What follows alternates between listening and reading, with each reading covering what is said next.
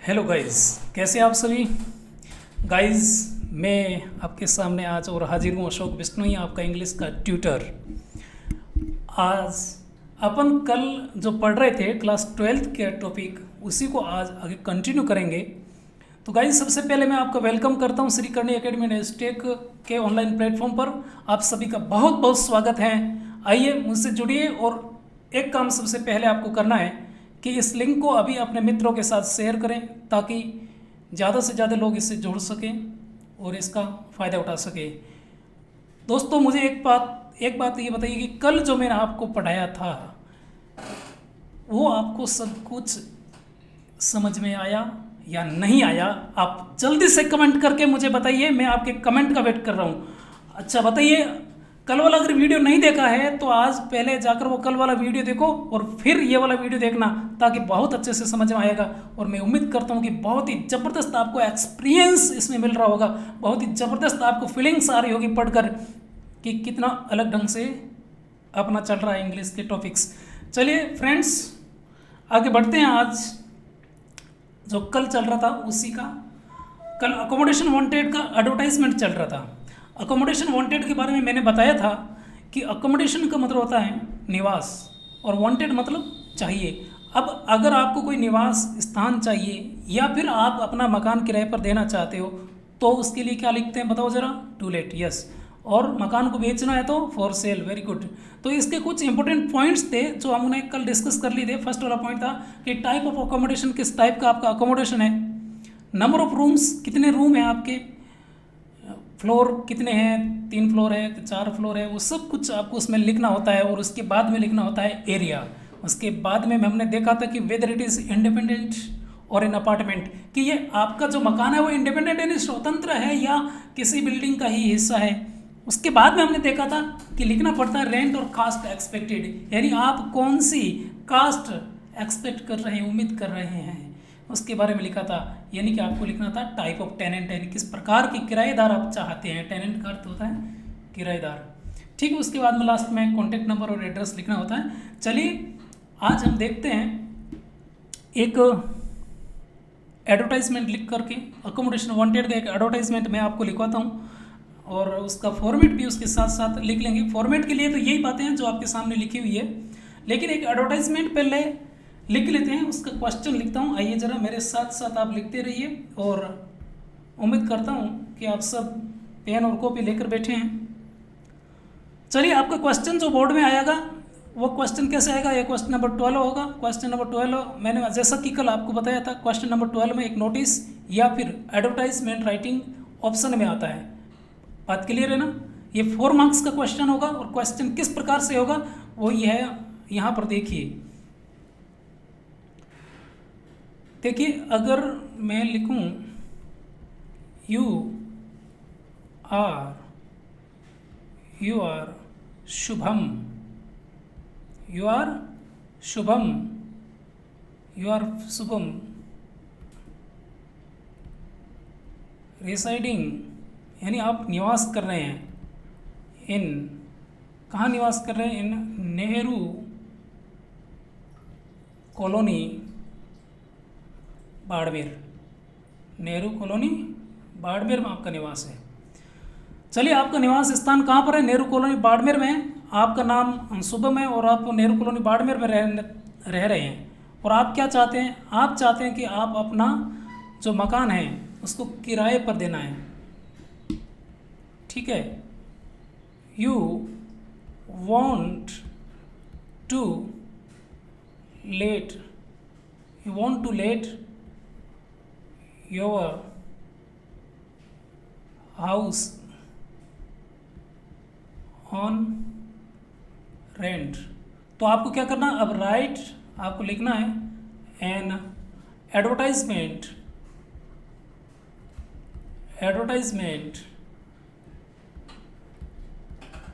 In the accommodation wanted column, accommodation wanted column। Accommodation wanted column में लिखना है। Accommodation wanted column कहाँ पर छपता है? न्यूज़पेपर में, ठीक है। तो उसका ये क्लासिफाइड टाइप का एडवर्टाइजमेंट है। किस टाइप का है? क्लासिफाइड टाइप का है। आपको समझ में आया ना? मैंने कल बताया था क्लासिफाइड क्या होता है, वर्गीकृत विज्ञापन। वर्गीकृत विज्ञापन क्या होता है? जो विज्ञापन बहुत सारे विज्ञापन के साथ में छपता है, यानी उसके अंदर अलग अलग कैटेगरी बनी होती है। अकोमोडेशन की होती है, मैट्रिमोनियल टाइप की होती है, सिचुएशन वेकेंट की होती है, और उसमें विभिन्न प्रकार की मिसलेनियस टाइप की एक्टिविटीज़ जो होती है उसके अंदर आप एडवर्टाइजमेंट को कॉलम के अंदर पुट करते हैं। तो इस प्रकार का क्वेश्चन आपका क्वेश्चन नंबर 12 आएगा, और उस क्वेश्चन को आपको कैसे लिखना है, कैसे पहचानना है कि एडवर्टाइजमेंट का है। देखिए, फर्स्ट ऑफ ऑल क्वेश्चन को पढ़ना है, बहुत ही एकदम अटेंटिवली क्वेश्चन को पढ़ेंगे, आपको बहुत आसानी से एकदम समझ में आएगा कि ये क्या कहना चाह रहा है। यहाँ लिखा हुआ है फ्रेंड्स कि यू आर शुभम, कि आप शुभम है। रिसाइडिंग का मतलब है आप निवास कर रहे हैं। रिसाइडिंग का अर्थ क्या है? आप निवास कर रहे हैं। कहाँ पर निवास कर रहे हैं? आप निवास कर रहे हैं इन नेहरू कॉलोनी। रिसाइडिंग का अर्थ मैंने क्या बताया? रिसाइडिंग का मतलब निवास करना। इस टाइप से क्वेश्चन को पहले पढ़िए और दिमाग में बैठाइए उसको। नेहरू कॉलोनी में आप निवास कर रहे हैं। नेहरू कॉलोनी कहाँ की? बाड़मेर की, ठीक है। तो नेहरू कॉलोनी का आपको एड्रेस दे देना लास्ट में। मैंने कहा था ना लास्ट में क्या लिखना है? एड्रेस। देखो यहाँ पर इंपॉर्टेंट पॉइंट्स जो आपने कल कॉपी में लिखे होंगे उनको देखिए, उसके अंदर हमने कहा कि एड्रेस भी लिखना है। तो इस एड्रेस में वो लिख देना नेहरू कॉलोनी, है ना। नेहरू कॉलोनी वाला जो उसके अंदर दे रखा है वो आप एड्रेस में लिख देना। और कॉन्टैक्ट पर्सन का जो नाम है, कॉन्टैक्ट पर्सन का नाम आपको क्या दिया? आज शुभम दिया हुआ है। आज आपको क्वेश्चन में शुभम नाम दे रखा तो वो लिख देना। तो आइए देखते हैं इसको एडवर्टाइजमेंट को कैसे लिखेंगे, करेंगे। तो फ्रेंड्स यहाँ तक हुआ। इसके बाद में लिखा है कि you want to let. To let मतलब आप किराए पर देना चाहते हैं। यू वांट यानी आप चाहते हैं। To let, to let means किराए पर देना। आप किराए पर देना चाहते हैं। योर हाउस यानी आपका घर, ऑन रेंट यानी, या फिर आप अपने किराए पर घर देना चाहते हैं। राइट एन एडवर्टाइजमेंट, आपको एक विज्ञापन लिखना है in the accommodation wanted. Accommodation wanted का मतलब होता है अकोमोडेशन। अकोमोडेशन का मतलब मैंने क्या बताया था? निवास। वांटेड यानी चाहिए। वांटेड की स्पेलिंग सही कर लो बेटा, है ना। वांटेड WANTED होता है, एन आएगा यहाँ पर, वांटेड, ठीक है। तो आपको अकोमोडेशन वांटेड कॉलम के अंदर आपको क्या लिखना है? ये एडवर्टाइजमेंट लिखना है। तो आप कैसे लिखेंगे एडवर्टाइजमेंट? एडवर्टाइजमेंट लिखने के लिए भी वही कंडीशंस है कि सबसे पहले आपको बॉक्स बनाना पड़ेगा। बिल्कुल, आप बॉक्स बनाकर लिखेंगे तो आपका एडवर्टाइजमेंट और क्या होगा? आकर्षक, अट्रैक्टिव होगा। और जितना अट्रैक्टिव आपका एडवर्टाइजमेंट उतनी ही संभावना ज़्यादा होती है कि आपके मार्क्स भी ज़्यादा आएंगे। और क्या होगा? मार्क्स तो ज़्यादा लाने ही है, लेकिन आपको एडवर्टाइजमेंट लिख रहे हो न्यूज़पेपर में, तो जितना अट्रैक्टिव आपका एडवर्टाइजमेंट होगा उतना ही ज़्यादा आपके एडवर्टाइजमेंट को लोगों के पास में पहुंचने की संभावना बढ़ जाती है, यानी कि आपकी रीच बढ़ जाती है। ठीक है, क्या बढ़ जाती है? रीच। रीच का मतलब पहुंच बढ़ जाती है आपकी ज़्यादा लोगों के तक। ठीक है, आइए देखते हैं इसको। मैंने क्या कहा? सबसे पहले हम क्या करेंगे? सबसे पहले बॉक्स बनाना है भाई। चलिए, ये बॉक्स बना दिया, ये बना दिया बॉक्स। बॉक्स बनाना है सबसे पहले। बॉक्स में क्या करना? मैंने कहा कि ये जो वर्टिकल लाइन है, यानी ये सीधी खड़ी लाइन है, ये पूरी नहीं खींचनी है, ये सीधी खड़ी लाइन है, आधी खींचनी है, ताकि हमें पता रहे कि हमारा एडवर्टाइजमेंट का जो मैटर है, कंटेंट है, वो अगर इस बॉक्स से ज़्यादा हो रहा है तो कोई बात नहीं, बाद में और हम इन लाइनों को एक्सटेंड करके पूरा लिख सकते हैं। बात समझ में आ रही है ना? ठीक है, चलिए। तो सबसे पहले जो हम काम करेंगे वो क्या करना है? आपको एडवर्टाइजमेंट समझ में आया?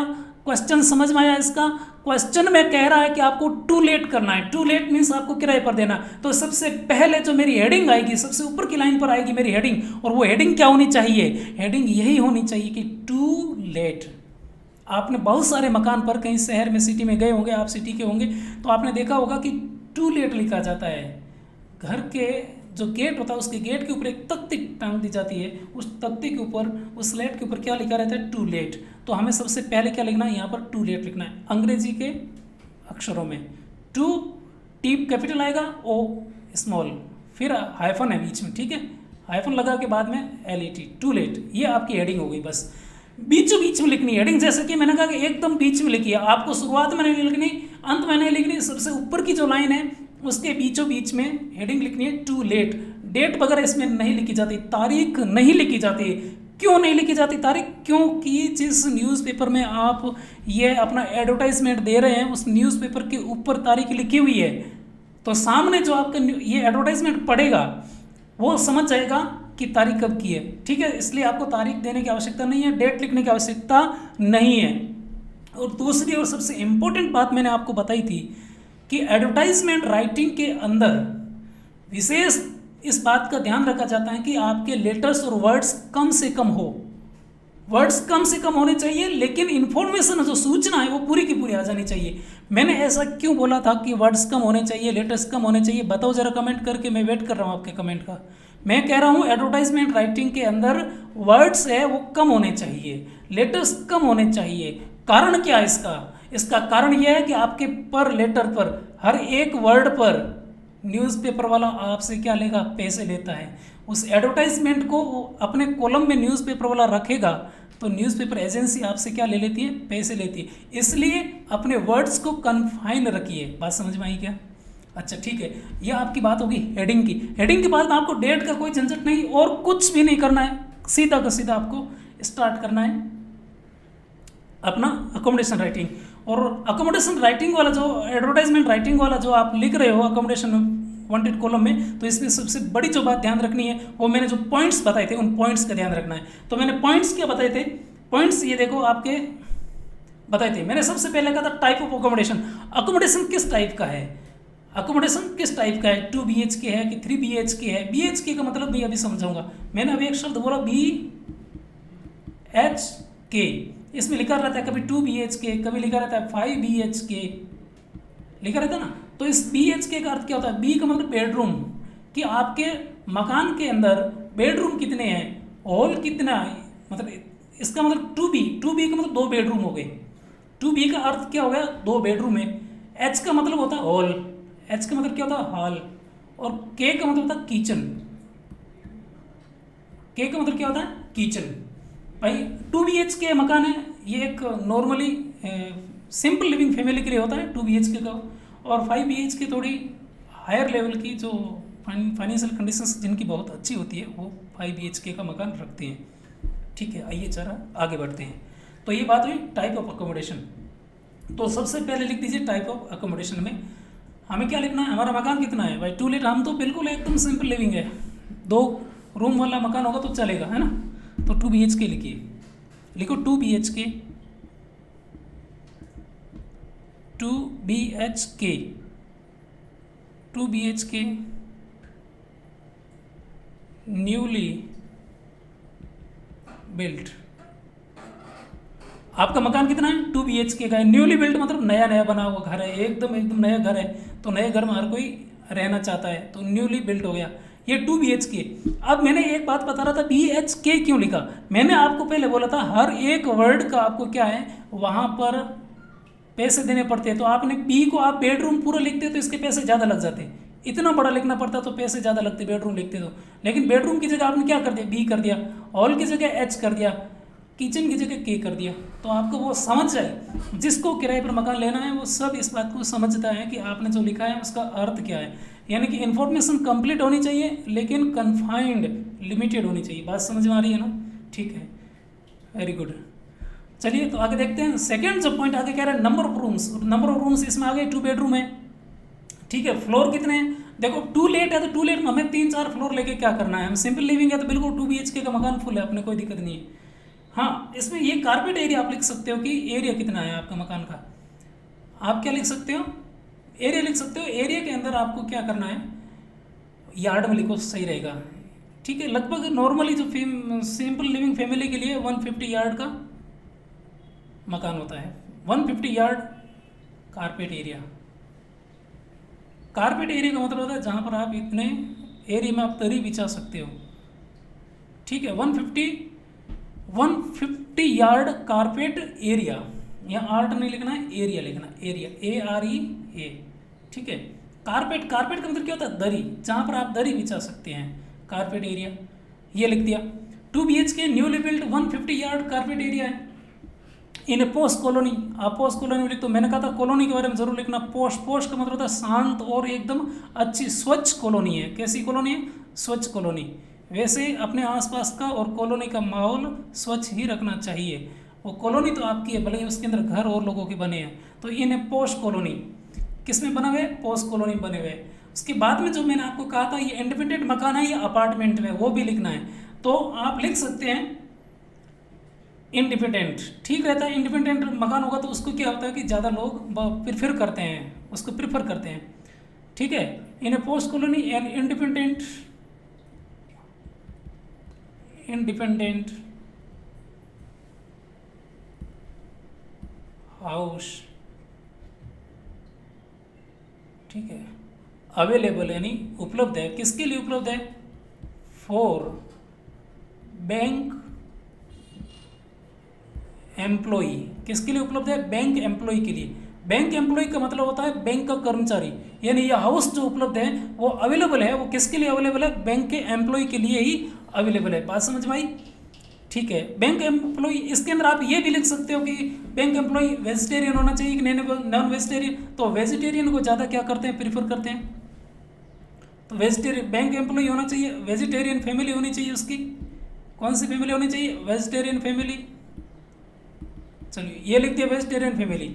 अब वेजिटेरियन फैमिली के बाद में और बात आप क्या लिख सकते हो, और इसमें लिख सकते हो उसकी कास्ट वगैरह। वैसे वेजिटेरियन आ गया तो कास्ट नहीं लिखनी, मैंने वैसे बताया था आपको पॉइंट्स में कि कास्ट लिख दो, लेकिन आजकल क्या है कि कास्ट का एक नॉर्मली ऑड इफेक्ट पड़ जाता है, तो आपको कास्ट नहीं लिखते, वेजिटेरियन लिख दो, ठीक है। वेजिटेरियन फैमिली बिल्कुल एकदम सही होती है। अच्छा, वेजिटेरियन फैमिली लिख दो, और उसके बाद में लिख दो रेडी टू शिफ्ट।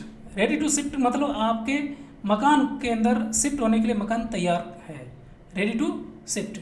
अब इसके बाद में हमने जो पॉइंट आपको बताया था कि इतना लिखने के बाद में टेनेंट के बारे में लिखते हैं, बैंक एम्प्लॉई है, आर्मी एम्प्लॉई, डॉक्टर वगैरह आप कुछ भी लिख सकते हो।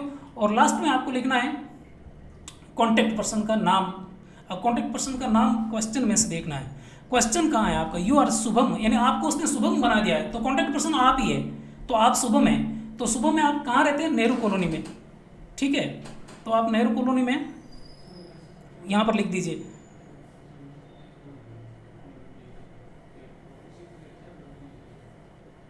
ठीक है, रेडी टू शिफ्ट। इसमें एक कंडीशन और डाल सकते हैं कि पार्किंग फैसिलिटी अवेलेबल है, ये लिखोगे तो थोड़ा अच्छा रहता है, parking facility available, good parking facility है आपके वहाँ पर मकान में। फैसिलिटी किसकी है, पार्किंग की फैसिलिटी है, ठीक है, पार्किंग फैसिलिटी। कॉन्टैक्ट, बस इतना ही, मैंने कहा ना ज़्यादा बड़ा नहीं लिखना है, आपको सामने वाले को समझ में आना चाहिए कि आप लिख क्या रहे हैं, है ना। और आपके मार्क्स इसमें अच्छे से आ जाएंगे, क्योंकि इसमें वर्ड लिमिट फिक्स होती है कि 40 to 50 वर्ड्स में लिखना होता है, वर्ड लिमिट को क्रॉस नहीं करना। तो कॉन्टैक्ट, किसको कॉन्टैक्ट करना है, आपको कॉन्टैक्ट नंबर दे रखा है राहुल, नहीं सॉरी शुभम दे रखा है,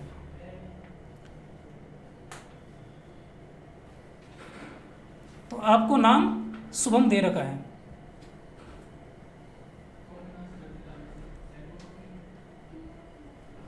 ठीक है डियर स्टूडेंट्स। तो आपको नाम दे रखा है शुभम। अच्छा, तो शुभम आपको नाम दे रखा है। अब एड्रेस कहाँ का है, एड्रेस लिख दीजिए नेहरू कॉलोनी, नेहरू कॉलोनी। जो एड्रेस आपको दे रखा है क्वेश्चन पेपर में वही लिखना है स्टूडेंट्स, नेहरू कॉलोनी बाड़मेर, ठीक है। कॉन्टैक्ट शुभम, शुभम को कॉन्टैक्ट करना है नेहरू कॉलोनी बाड़मेर, और लास्ट में ब्रैकेट के अंदर कॉमा के अंदर आपको लिखना है कॉन्टैक्ट नंबर। कुछ भी कॉन्टैक्ट नंबर आप लिख सकते हो, ज़रूरी नहीं है आप अपना कॉन्टैक्ट नंबर लिखें। तो डियर स्टूडेंट्स, आई होप कि आप सबको ये बात क्लियर होगी। अब क्या हुआ, आपका एडवर्टाइजमेंट कंप्लीट हो गया, तो कंप्लीट हो गया तो आप इसको क्या करोगे, बॉक्स को बंद कर दीजिए। बॉक्स को बंद करके एकदम नीट एंड क्लीन स्केल से आपको लाइन बनानी है, स्केल से लाइन बना के आपको इसको एडवर्टाइजमेंट को यहाँ पर फिनिश कर सकते हो। तो ये हुआ अकोमोडेशन वांटेड के कॉलम के अंदर आप अकोमोडेशन का जो एडवर्टाइजमेंट है वो कैसे लिखेंगे। बात समझ में आई, एकदम क्लियर है सबके, ठीक है। तो इसके बाद में जो अपन नेक्स्ट वाला देखेंगे, आप इसको नोट कर सकते हैं, आप वीडियो को पॉज कीजिए, पॉज करके इसको नोट करिए आराम से, कोई दिक्कत नहीं है। नेक्स्ट अपन देख रहे हैं सेल एंड परचेज। नेक्स्ट जो एडवर्टाइजमेंट की कैटेगरी है, वो एडवर्टाइजमेंट की कैटेगरी कौन सी है डियर स्टूडेंट्स, वो है सेल एंड परचेज की।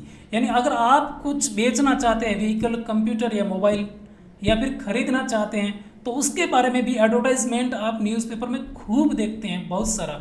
कई बार क्या होता है, न्यू व्हीकल भी खरीदना हो या बेचना हो तो भी उसके लिए एडवर्टाइजमेंट आता है, और ओल्ड यानी सेकेंड हैंड व्हीकल या कंप्यूटर, आपकी कोई सी भी एक्सेसरीज जो आपके घर में पड़ी है वो आप बेचना या खरीदना चाहते हैं तो उसके बारे में भी एडवर्टाइजमेंट लिखा जाता है। बात समझ में आई?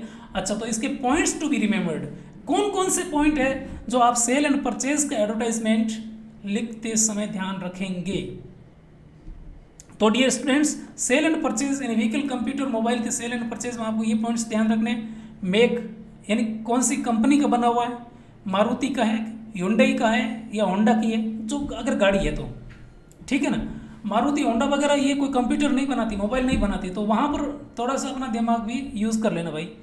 तो मेक कौन सी कंपनी की बनी हुई है, मारुति की है, hyundai की है या होंडा की, मॉडल कौन सा है, कलर क्या है, साथ में एक्सेसरीज कौन सी है। एक्सेसरीज का मतलब था सहायक उपकरण, एक्सेसरीज का मतलब था सहायक उपकरण। ईयर ऑफ मैन्युफैक्चरिंग यानी वो कब की बनी हुई है, मैन्युफैक्चरिंग का अर्थ क्या होता है, निर्माण, निर्मित कब हुई है। एंड माइलेज, और वो माइलेज क्या दे रही है आपकी गाड़ी, कंडीशन कैसी है उसकी, वो भी लिखनी है। अगर सेकंड हैंड है तो उसमें कंडीशन लिखना पड़ेगा, ठीक है। कितने किलोमीटर चली है वो भी लिख देना कंडीशन में। ऑनरशिप डिटेल्स यानी ऑनरशिप किसकी है, कोई कंपनी की ऑनरशिप है, सिंगल ऑनरशिप है या जॉइंट ऑनरशिप है। व्हीकल में जॉइंट ऑनरशिप भी होती है, कोई दिक्कत नहीं है, वो भी लिख देना है। फिर प्राइस एक्सपेक्टेड यानी आपको कितने पैसों की उम्मीद है, वो भी आपको लिखना है। और कॉन्टैक्ट नंबर एंड प्राइस, ठीक है, कॉन्टैक्ट नंबर लिख दिए, प्राइस तो आपने लिख ही चुके हैं। अच्छा, तो ये होता है। इसमें वन बाई वन अपन देखते हैं पॉइंट्स को। मेक यानी बनी हुई कौन सी कंपनी की है, मेक यानी बनी कौन सी कंपनी ने बनाई है, मारुति ने बनाई है, hyundai ने बनाई है या होंडा ने, एटसेट्रा जो भी कंपनी का नाम है वो लिख देना। कंप्यूटर्स के अंदर कौन कौन सी कंपनीज चल रही है, कंप्यूटर्स में बहुत सारी कंपनीज चल रही है, जैसे HP है, लेनोवो है। आप ये कुछ कंपनीज के नाम याद रख सकते हो, HP, लेनोवो, LG के भी कंप्यूटर्स आते हैं, ठीक है, ये कंप्यूटर की कंपनीज होती है। मोबाइल की कंपनीज तो आप मेरे से बहुत ज़्यादा जानते होंगे कि मोबाइल की कौन कौन सी कंपनीज होती है, ठीक है। MI है, Xiaomi है, MI, Xiaomi, एप्पल वगैरह ये कंपनियाँ होती हैं जो मोबाइल की कंपनीज है, वो आप मेरे से ज़्यादा जानते हो, लिख देना, ठीक है डियर स्टूडेंट्स। तो मोबाइल की कंपनी भी आपको लिखनी है। अच्छा, इसके बाद मैंने बोला मॉडल कौन सा है, कलर कौन सा है, ये आपको मॉडल भी लिख देना है, कलर भी लिखना है। मॉडल में ये लिखना है कि भाई BS6 है या BS4 है, वो मॉडल हो जाता है। मॉडल में क्या लिखना है, BS6 या BS4, मॉडल में BS4 या BS6। इसको BS4 BS6 को एक यूरोप मॉडल भी कहते हैं। क्या कहते हैं, यूरोप। BS का फुल फॉर्म है भारत स्टेज, BS का फुल फॉर्म क्या, भारत स्टेज। BS4 और BS6 जो आती है गाड़ी, उसमें BS का फुल फॉर्म होता है भारत स्टेज। और इसी का अगर जो यूरोपियन कंपनीज है, वो यूरोपियन कंपनीज इसको BS6 और BS4 न लिख कर क्या लिखते हैं, यूरो 4 और यूरो 6 लिखती है। यूरो यानी ये यूरोप के अंदर अपना इक्विलेंट है ना, हमारा अपना जो भारत 4 का इक्विलेंट है वो यूरो 4 है, और BS6 का जो इक्विलेंट है वो यूरो 6 है। कहाँ पर, यूरोपियन कंपनीज के अंदर। तो बाहर से भी हम एक्सपोर्ट और इंपोर्ट, हम बाहर से हम गाड़ी मंगवाते हैं, इंपोर्ट भी करते हैं, और यहाँ की बनी हुई गाड़ी को हम एक्सपोर्ट भी करते हैं, तो कोई प्रॉब्लम नहीं है। बाहर से गाड़ी आती है तो उसको यूरो 4 और यूरो 6 कह देते हैं। तो ये मॉडल भी लिखना है। कलर, आपको गाड़ी का कलर लिख देना है। एक्सेसरीज मतलब आप इसके साथ में कौन कौन से उपकरण दे रहे हो। देखो कई बार क्या होता है कि कंप्यूटर के साथ में, भाई कंप्यूटर में मॉनिटर अकेला आता है, कई बार मॉनिटर के साथ में आपकी कीबोर्ड वगैरह दूसरे एक्सेसरीज CPU वगैरह सब साथ में आते हैं कंपनी, वो सब कुछ जो अगर आप साथ में अगर बेच रहे हो तो आप साथ में दोगे या नहीं देंगे, सब कुछ उसमें लिखना है। ईयर ऑफ मैन्युफैक्चरिंग लिख देना, भाई आपने कब खरीदा था, कब बना है। माइलेज वगैरह अगर कोई गाड़ी है तो माइलेज देंगे उसका, इस बात का ध्यान रखना है। इस प्रकार से इसको लिखना है। कंडीशन वेल ओके है तो लिख देना well okay condition. Ownership detail लिख देना। सेल्फ ओन्ड, आपकी खुद की सेल्फ ओन्ड ही लिखना होता है, खुद की होती है तो बेचा जाता है उसको, सेल्फ ओन्ड लिख सकते हो। तो आइए इस प्रकार का एक एडवर्टाइजमेंट लिखते हैं। तो एक एडवर्टाइजमेंट मैं आपको लिखाता हूँ। देखो इसमें क्वेश्चन आएगा, मान लो मैं आपको आज एडवर्टाइजमेंट लिखवाने जा रहा हूँ, वो कंप्यूटर के लिखते हैं, ठीक रहेगा कंप्यूटर का। क्वेश्चन क्या आएगा,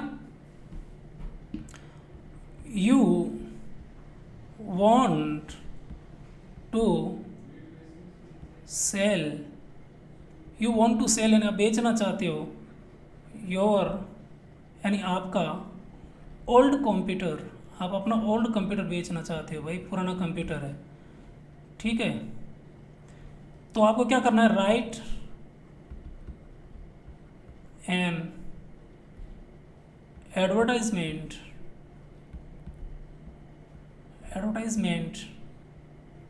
in the classified column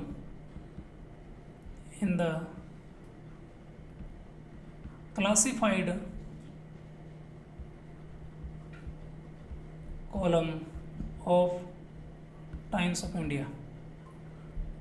India. ठीक है स्टूडेंट्स, इस प्रकार का आपके सामने क्या आएगा, इस प्रकार का आपके सामने क्वेश्चन आ जाएगा।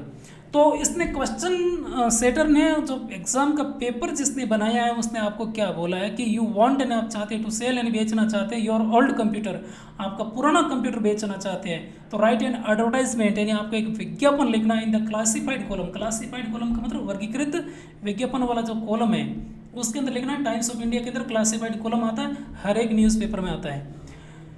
चलिए आइए इसको देखते हैं कैसे करना है इसको। इसके लिए सबसे पहले वही बात कि हमें बॉक्स बनाना है। क्या बनाना है? बॉक्स। चलिए ये मैंने बॉक्स बना दिया। पूरा बॉक्स नहीं बनाऊंगा, पूरा बॉक्स तो कब बनाएंगे जब लास्ट में क्लोज करना होगा तब हम पूरा बॉक्स बनाते हैं। पहले कभी पूरा बॉक्स नहीं बनाना है डियर स्टूडेंट्स। तो सबसे पहले अगर इसने कहा है टू सेल, यहाँ क्वेश्चन पढ़ने से आपको लिखा हुआ है टू सेल, लेकिन आप टू सेल नहीं लिख सकते हो। वो तो एग्जामिनर कह रहा है कि आप बेचना चाहते हो, लेकिन अगर वो एग्जामिनर आपको कह रहा है आप बेचना चाहते हो, लेकिन अब तो लिखने वाला आप खुद हो ना। तो आप खुद हो तो आपको क्या लिखना? फॉर सेल यानी बेचने के लिए उपलब्ध है। फॉर सेल का अर्थ होता है बेचने के लिए अवेलेबल यानी उपलब्ध है। तो आप लिखो फॉर सेल और फिर सेल की स्पेलिंग चेंज हो जाएगी, SAL ही आ जाएगी। ठीक है, चलिए इसको भी बीचों बीच में लिखनी है, फॉर सेल। ठीक है, अब क्या है फॉर सेल लिखते हैं, डेट वगैरह कुछ नहीं लिखनी। एडवर्टाइजमेंट में डेट वगैरह फालतू का झंझट नहीं है, तो आपको डेट नहीं लिखनी है। तो फॉर सेल आपने हेडिंग लिखी और एकदम बीच में सबसे ऊपर की टॉप की लाइन में लिखना है। क्या बेचना चाहते हैं भाई? An old HP computer. Company कौन सी है? HP की है, HP का कंप्यूटर है। ठीक है, अब इसके अंदर आप कैपेसिटी लिख सकते हो कि कंप्यूटर की कैपेसिटी कितनी है, 250 GB यानी 250 GB इसकी क्या है? रोम है, 250 GB रोम। और आप इसमें लिख सकते हो 8 GB क्या है, 8 GB रैम लिख सकते हो आप। तो कंप्यूटर के अंदर ये भी होती है रैम और रोम, दो तरह की मेमोरी होती है, तो वो मेमोरी के बारे में लिख देना। ये 8 GB रैम है कंप्यूटर की। HP का कंप्यूटर वो आपने लिख दिया, ओल्ड है वो आपने लिख दिया, an old HP computer 250 GB रोम है, 8 GB रैम है विद ओरिजिनल एक्सेसरीज। आप जितने भी इसके साथ में सहायक उपकरण दे रहे हैं वो सब ओरिजिनल है, आपने डुप्लीकेट नहीं लिए है। ठीक है ना, ओरिजिनल एक्सेसरीज यानी वो एक्सेसरीज सब ओरिजिनल है। ठीक है, अब इसके बाद में आपको यह भी लिखना है कि कब का है, ओरिजिनल एक्सेसरीज। ठीक है, मैन्युफैक्चरिंग ईयर, मैन्युफैक्चर्ड इन, कब मैन्युफैक्चर किया था? 2018 में। या परचेज डेट भी लिख सकते हो, परचेज इन 2018 ये ऐसे लिख सकते हो। मैन्युफैक्चर्ड या परचेज लिख सकते हो। ठीक है, इन रनिंग कंडीशन आप लिख सकते हो, इन running condition, running condition with all the daily use यानी हमेशा यूज आने वाले सॉफ्टवेयर है। इसमें हमेशा यूज आने वाले सॉफ्टवेयर आपके ऑलरेडी इसके अंदर कंप्यूटर में है, तो आप लिख के दे सकते हो, उसमें कोई प्रॉब्लम नहीं है। तो ये जो कंप्यूटर की और जानकारी इसमें आप लिखना चाहो तो कुछ ऐड करना चाहो तो कर सकते हो। इस प्रकार से आपको जानकारी इसके अंदर देनी है। ठीक है, अब ये लिख दिया, तो इसको 1 by 1 देखते हैं आपने क्या क्या लिखा। एन ओल्ड यानी एक पुराना, HP का कंप्यूटर है, HP कंपनी का नाम, कंप्यूटर लिख दिया। 250 GB रैम है यानी 250 GB रोम है, सॉरी है ना, रोम और 8 GB रैम है इस कंप्यूटर की, विद ओरिजिनल एक्सेसरीज यानी इसकी जितनी भी सहायक उपकरण वो सब ओरिजिनल है। और मैन्युफैक्चर आपने ये कब किया हुआ है? मैन्युफैक्चर इसकी हुई है 2018 में, और आज आप 2020 में बेचना चाह रहे हैं, 2 साल पुराना कंप्यूटर है। ठीक है, इन रनिंग कंडीशन यानी इसकी कंडीशन कैसी है कंप्यूटर की, वो कि रनिंग कंडीशन में है कि ये कंप्यूटर चल रहा है, बंद नहीं है, एकदम ओके है। ठीक है, विद रनिंग कंडीशन में विद ऑल यानी सब प्रकार की डेली सॉफ्टवेयर यानी डेली यूज सॉफ्टवेयर है ना, डेली यूज सॉफ्टवेयर सारे सारे इसके अंदर अवेलेबल हैं। तो अब इस बॉक्स को आगे बढ़ाओ, बॉक्स आपका छोटा पड़ रहा था, इसको आगे बढ़ा दिया। चलिए ये बॉक्स को आप आगे बढ़ा देते हैं। ठीक है डियर स्टूडेंट्स, अब आपको क्या लिखनी, प्राइस, कीमत, कितनी कीमत में आप इसको बेचेंगे, आप कितनी कीमत में बेचेंगे वो लिख दो। अब इसमें ऐसे लिखना होता है प्राइस के बाद में नेगोशिएबल कर सकते हो। अब नेगोशिएबल का मतलब क्या होता है कि भाई जब आप अपन वो आपस में मिलेंगे आमने सामने तब इसकी प्राइस डिसाइड कर लेंगे बात करके। और ज़्यादा अगर किसी को पूछने की ज़रूरत होगी तो वो क्या करेगा, आप कॉन्टैक्ट नंबर दे ही रहे हो, आपसे कॉन्टैक्ट कर लेगा। Price negotiable, contact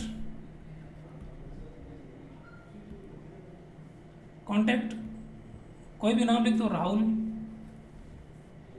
Chaudhary, contact Rahul Chaudhary से आप कॉन्टैक्ट करना है। अब राहुल चौधरी बाद में कोमा लगाओ और आगे एड्रेस लिख दो, बजाज नगर जयपुर। कहाँ के, अब एड्रेस कुछ दे नहीं रखा क्वेश्चन पेपर में, तो आप अपनी तरफ से कोई सा भी एड्रेस लिख सकते हो, बजाज नगर